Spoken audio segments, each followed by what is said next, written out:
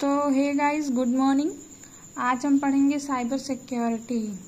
ठीक है, तो सबसे पहले देखेंगे कि साइबर सिक्योरिटी क्या होती है।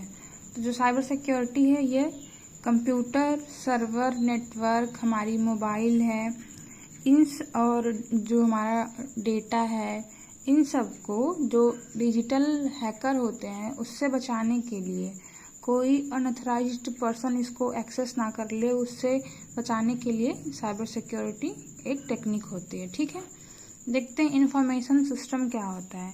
यह डेटा को इकट्ठा करने, प्रोसेस करने एंड डिस्ट्रीब्यूट करने वाला एक सिस्टम है। इंफॉर्मेशन सिस्टम में डेटा को इकट्ठा करते हैं, प्रोसेस और डिस्ट्रीब्यूट करते हैं। ठीक है, तो ये कितने टाइप का होता है? TPS, transaction processing system, management information system, DSS, decision support system, ESS, executive support system. ठीक है, अब देखेंगे इसका डेवलपमेंट क्या होता है, तो कैसे होता है। इसे एसडीएलसी के माध्यम से बनाया जाता है। मैंने आपको पिछले वीडियो में एसडीएलसी पढ़ाया है, सॉफ्टवेयर डेवलपमेंट लाइफ साइकिल। ठीक है, जिसका मतलब इसमें क्या होता है, सबसे पहले प्लानिंग होती है, फिर उसकी डिजाइनिंग होती है, फिर कोडिंग होती है, फिर डेवलपमेंट होता है, ऐसे ही। ठीक है, इंफॉर्मेशन सिक्योरिटी क्या होती है? डेटा को unauthorised access, usages and disclosure, विनाश या संशोधन से बचाना इंफॉर्मेशन सिक्योरिटी होती है। ठीक है, इसकी ज़रूरत क्यों पड़ती है हमको? क्रीडेंशियल, यानी जैसे कि हमारे जो गुप्त जानकारियाँ होती है, जैसे आधार कार्ड हो गया, बैंक की डिटेल को चोरी होने से रोकने के लिए, किसी ऑर्गेनाइजेशन की रिस्पेक्ट एंड ट्रस्ट को बनाए रखने के लिए, फाइनेंशियल लॉस से बचाने के लिए हमको इंफॉर्मेशन सिक्योरिटी की ज़रूरत होती है। ठीक है, थ्रेट टू इंफॉर्मेशन सिस्टम क्या होता है? किसी भी ऐसे संभावित खतरे या घटना को कहते हैं जो कंप्यूटर सिस्टम या डेटा या फिर नेटवर्क को नुकसान पहुंचा सकते हैं, उसे चुरा सकते हैं, उसके काम में बाधा डाल सकते हैं। ठीक है, बेसिकली थ्रेट मतलब होता है कि हमला करना। ठीक है, तो इंफॉर्मेशन सिस्टम यानी कि कंप्यूटर नेटवर्क में जो हमला करके उस डेटा को चुरा ले, उसको बोलते हैं थ्रेट ऑफ। टाइप्स देख लेते हैं। तो मालवेयर होता है। मालवेयर क्या होता है? एक मैलिशियस सॉफ्टवेयर होता है। ठीक है, इसके अंदर देखो इतने टाइप से क्या आते चीज़ें।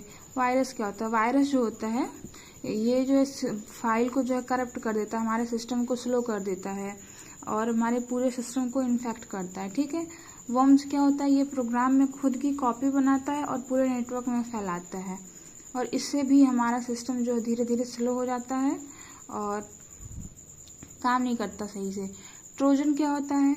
ये केवल असली ऐप का मुखौटा पहनता है, यानी कि आपको बाहर से लगेगा जैसे आपने किसी हैकर ने अगर फ्लिपकार्ट बना दिया और फ्लिपकार्ट का जो बाहर का जो उसका यूज़र इंटरफेस है सेम रखा, और जैसे ही आप डिटेल्स डालेंगे तो वो आपका एक्चुअल डेटा उसके पास चला जाएगा। तो वैसे ये कि देखने में असली लगेगा लेकिन वो वहाँ पे कनेक्ट रहेगा नकली वाले से। ठीक है, रैंसमवेयर क्या होता है?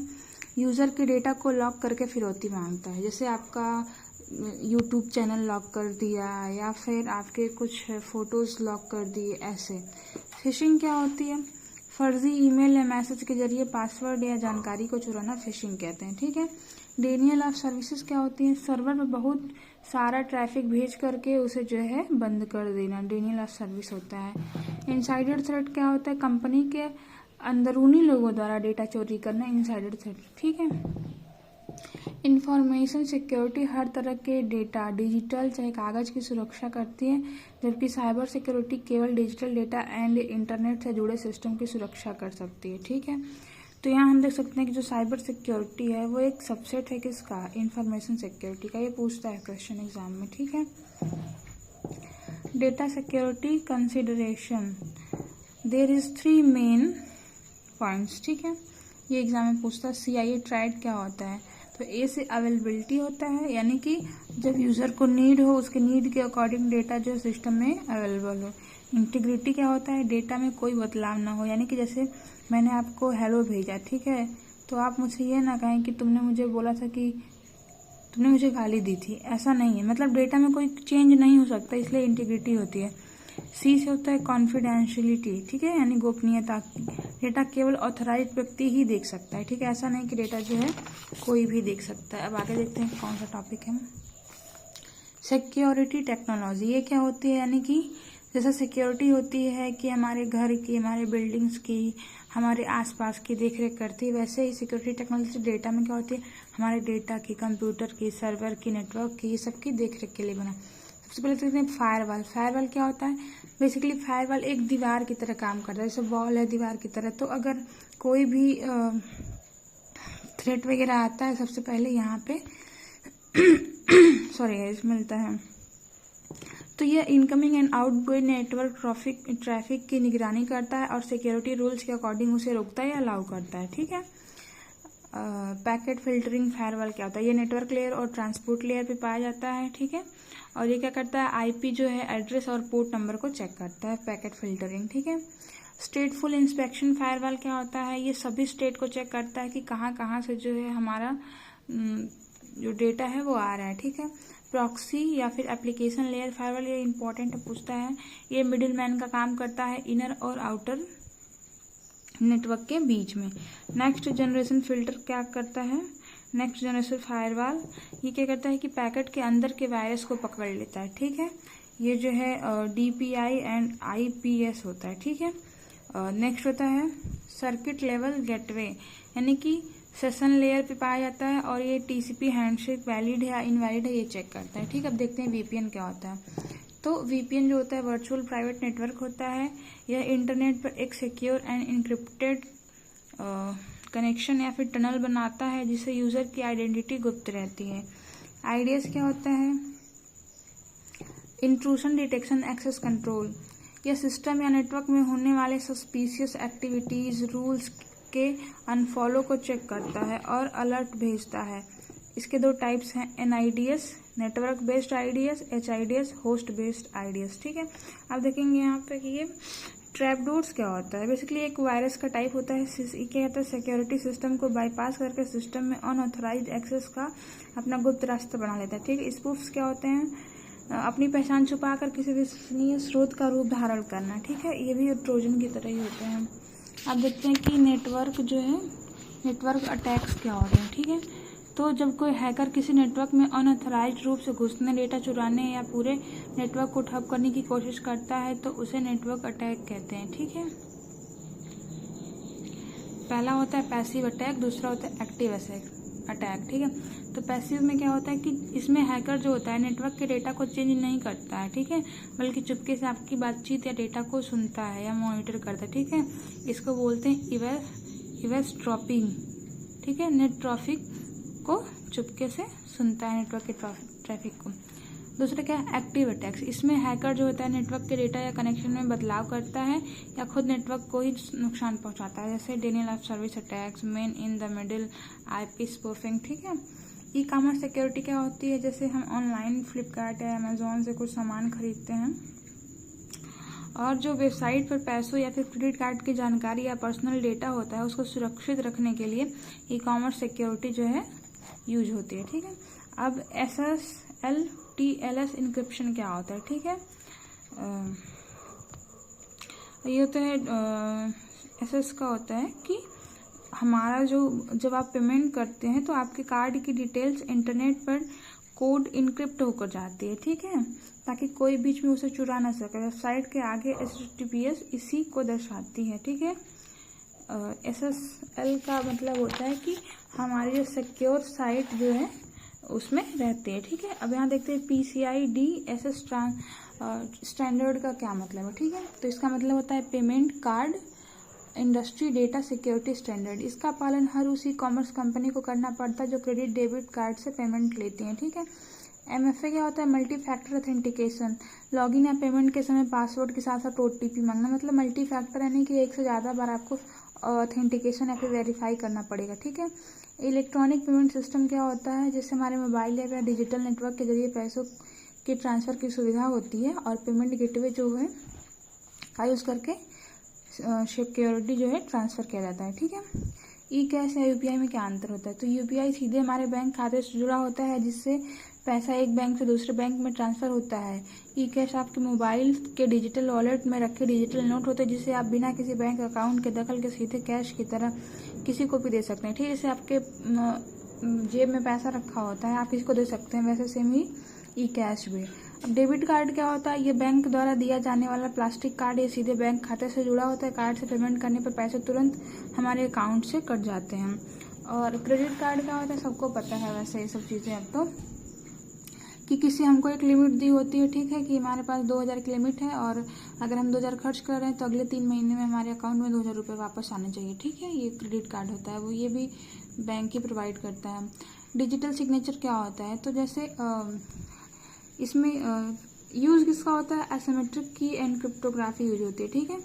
अब होता क्या है, जैसे हमारे किसी डॉक्यूमेंट है और उसमें हमको अपनी सिग्नेचर उसमें लगानी है तो डिजिटल सिग्नेचर यूज होता है वहाँ पे, ठीक है।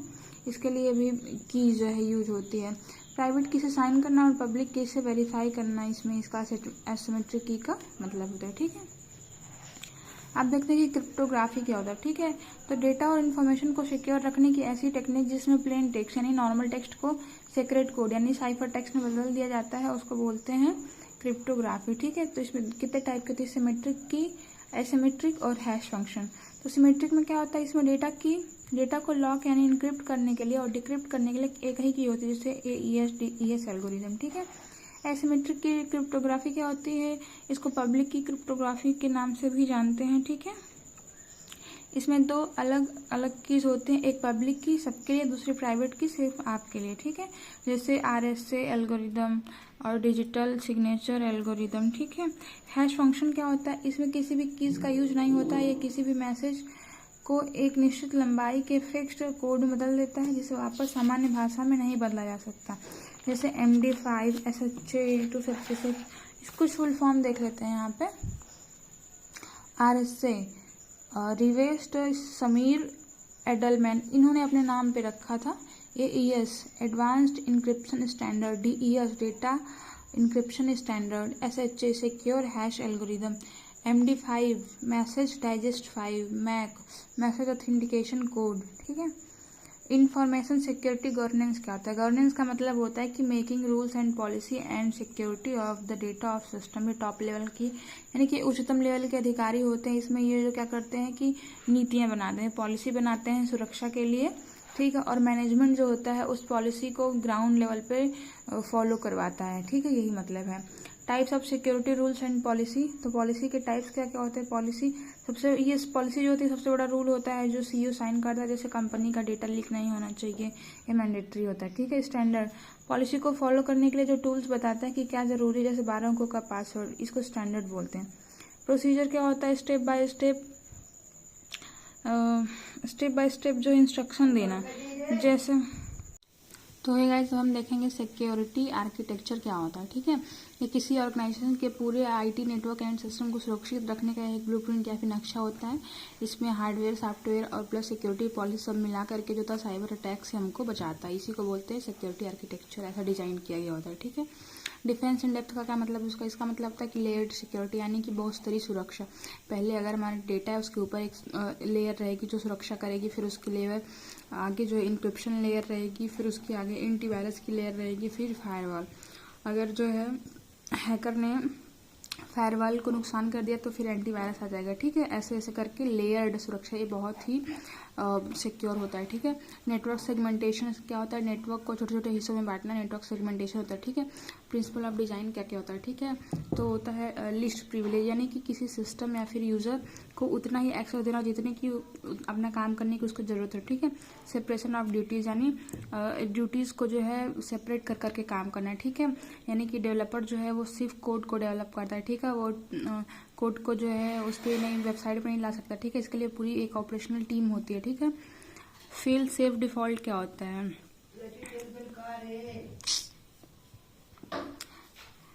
फेल सेफ डिफॉल्ट्स का मतलब होता है कि सिस्टम फेल अगर हो गया है तो उसको वहीं पे उसको सिक्योरिटी जो है उसको प्रोवाइड की जाए, सिक्योरली उसको लॉक कर दिया जाएगा, ठीक है। जीरो ट्रस्ट आर्किटेक्चर क्या होता है कि इसमें जो है मल्टी फैक्टर ऑथेंटिकेशन का यूज किया जाता है, ठीक है। आप देखेंगे यहाँ पे कि सिक्योरिटी आर्किटेक्चर मॉडल क्या क्या होती है, ये इंपॉर्टेंट है, ठीक है। बेल ला पाडुला मॉडल यानी इसका मुख्य एम होता है कॉन्फिडेंशियलिटी यानी गोपनीयता को बनाए रखना, ठीक है। 2 टाइप का इसमें होता है। नो रीड अप यानी निचले स्तर का कर्मचारी जो है वो उच्च स्तर की अधिकारी की जो फाइल्स नहीं पढ़ सकता है, ठीक है। नो राइट डाउन यानी जो उच्च स्तर का अधिकारी वो किसी भी सार्वजनिक जगह पे डेटा को राइट नहीं कर सकता, ठीक है। बीबा मॉडल जो है वो बेल ला पाडुला मॉडल का उल्टा होता है, ठीक है। इसमें जो है मेन जो इसका गोल है इंटीग्रिटी का होता है, ठीक है, यानी कि कोई डेटा में बदलाव ना कर सके। इसमें नो रीड डाउन का मतलब ये होता है कि उच्च स्तर का अधिकारी किसी भी अविश्वास या निचले स्रोत से गलत डेटा नहीं पढ़ेगा, ठीक है। नो राइट अप का मतलब है निचले स्तर का कर्मचारी उच्च स्तर के कंप्यूटर डेटाबेस में राइट नहीं कर सकता, ठीक है। समझ में आया होगा आपको। क्लार्क विल्सन मॉडल क्या होता है? कमर्शियल एप्लीकेशन एंड बैंकों में इंटीग्रिटी बनाने के लिए इसका यूज़ किया जाता है, ठीक। सिक्योरिटी पॉलिसी क्या होता है? किसी भी ऑर्गेनाइजेशन, कंपनी या ऑफिशियल डॉक्यूमेंट होता है जो ये डिसाइड करता है कि कंपनी के डेटा, आईटी सिस्टम या संपत्ति को साइबर अटैक से कैसे सुरक्षित किया जा सकता है। दो टाइप का होता है, program level policy, issue specific policy and system specific policy, ठीक है।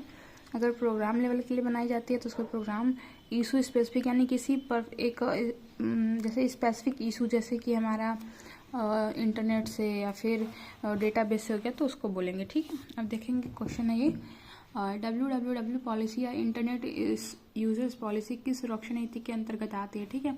क्योंकि यह एक स्पेसिफिक यानी विशेष मुद्दे इंटरनेट पर बात कर रहा है, इसलिए यह इशू स्पेसिफिक पॉलिसी है, ठीक है। SCM क्या होता है? Supply chain security. अगर कोई थर्ड पार्टी वेंडर आपके कंपनी में हार्डवेयर, सॉफ्टवेयर या सर्विसेज पहुंचाता है तो वो थर्ड पार्टी जो है वो रिस्क को कम करना ही SCM कहलाता है, ठीक है। क्या कहता है? डेटा की प्राइवेसी के लिए, बिजनेस कंटिन्यूटी के लिए काम आता है, ठीक है। अगर आपका बिजनेस जो है अगर बीच में प्रॉब्लम होती है तो इसके लिए काम करता है, ठीक है। ISO क्या होता है? इंटरनेशनल ऑर्गेनाइजेशन और स्टैंडर्डाइजेशन, यानी कि ग्लोबल सिक्योरिटी रूल बुक होता है। ISO खुद कोई सॉफ्टवेयर टूल नहीं होता है, बल्कि यह एक संस्था है, ऑर्गेनाइजेशन है जो सिक्योरिटी का स्टैंडर्ड तय करती है। ISO सर्टिफिकेशन है अगर आपके पास तो इसका मतलब है कि आप ट्रस्टेबल हैं, ठीक है। कुछ इंपॉर्टेंट ISO देख लेते हैं। ISO IC 27001 ये क्या करता है कि हमारा इंफॉर्मेशन सिस्टम मैसेजिंग के लिए बनाने का तरीका को सिखाता है। ये बहुत ही पॉपुलर होता है, ठीक है। स्ट्रक्चर कैसे बनता है ये बताता है।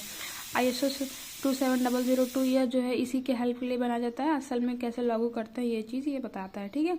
अब ISO 22301 यानी बिजनेस कंटिन्यूटी बताता है। जैसे कि अगर आप बिजनेस चला रहे थे और आपका बिजनेस जो है बीच में प्रॉब्लम आ गई, उसमें किसी हैकर ने कुछ कर दिया या फिर कुछ प्रॉब्लम हो गई, तो उसके बाद अपने बिजनेस को कैसे कंटिन्यू करता है ये 2230-1 बताता है, ठीक है। ISO 27005 इसका क्या है? रिस्क असेसमेंट, यानी कि आपके सिस्टम में क्या रिस्क आ सकते हैं इस चीज़ को बताता है, ठीक है। ISO 27017 क्लाउड कंप्यूटिंग के लिए यानी स्टोरेज के लिए ये जो है सही होता है, ठीक है। अब देखेंगे कि IT एक्ट क्या था। तो साइबर ठगों से बचने के लिए भारत ने कानून बनाया है, उसी को IT एक्ट कहते हैं, इसको IT एक्ट 2000 के नाम से भी जानते हैं, ठीक है। अब इम्पोर्टेंट सेक्शन याद कर लेते हैं, जो धाराएं हैं, जैसे 66 है। ये क्या होता है? कंप्यूटर सिस्टम के साथ अगर किसी ने छेड़छाड़ की है, ठीक है, या हैकिंग की है तो उसके लिए 66 लगती है। 66 का C यानी पहचान की चोरी या फिर फर्जी प्रोफाइल बनाकर जैसे किसी को इंस्टा पे मैसेज करना, तो ये 66C में आता है। D में आप याद कर सकते हैं कंप्यूटर रिसोर्स यूज़ करके धोखाधड़ी करना। और E में क्या आता है? सब 66 का ही है, किसी भी प्राइवेसी का उल्लंघन करने से बिना किसी परमिशन के फोटो वीडियो को ले लेना, ठीक है। 67 में क्या होता है? इंटरनेट पर ऑब्सेंस मटेरियल यानी अश्लील सामग्री पब्लिश करना, ठीक है। आप देखेंगे कारपोरेट सिक्योरिटी क्या होती है। तो किसी कंपनी के employee building data and confidential business assets को बाहरी व अंदरूनी खतरों से बचाने की समग्र व्यवस्था है। दो टाइप की होती है, physical security and cyber security. Physical में जैसे आपका CCTV लगा होगा, वहाँ पे गार्ड्स होंगे बिल्डिंग के सिक्योरिटी के लिए, और वहाँ पे हर एक चीज़ मतलब जो सामान की सिक्योरिटी है वो फिजिकल सिक्योरिटी के अंदर आएगी। और साइबर में जो डेटा और इन्फॉर्मेशन की। गाइस अगर आपको मेरी वीडियो अच्छी लगती है तो प्लीज़ लाइक कीजिए। Thank you so much.